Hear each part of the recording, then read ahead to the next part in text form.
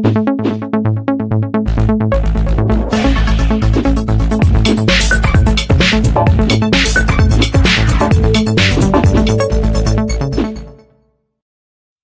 to use reframing to reimagine failure.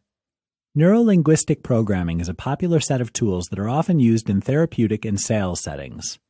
While it has some similarities with psychotherapy, it is not recognized as a branch of psychology and is in fact generally regarded as a pseudoscience with no scientific backing and not based on research. That said, it is still commonly used in certain circles and is largely considered to have worthwhile aspects at least. One of these worthwhile aspects is reframing, which you can use to reimagine failure. What is framing? The idea behind framing is to try and change the way that you view and interpret various events in your life by changing the way that you visualize them when you're thinking about them. So, if you were to have had a highly traumatic and upsetting event, for instance, you might find that it's stressful for you to relive it in your mind's eye. When you do this, you'll find that you view it in a certain way.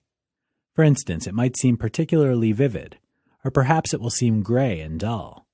Perhaps you'll even find that the memory appears larger than some others in your mind's eye. The idea with reframing, then, is to change the way that you remember that event and the way that you visualize it. You can do this by forcing yourself to picture it happening differently. Perhaps you can shrink the image as you remember it, for instance. Or maybe you can add or remove color. By doing this, you can gradually make the memory less vivid and thus less painful. This then allows you to learn from your failures rather than just experiencing them vividly and painfully. Cognitive restructuring.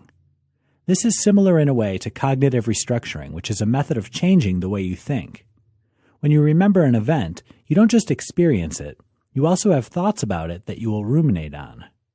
Perhaps, for instance, you'll find yourself thinking about how badly you handled the situation, or how it's likely to happen again.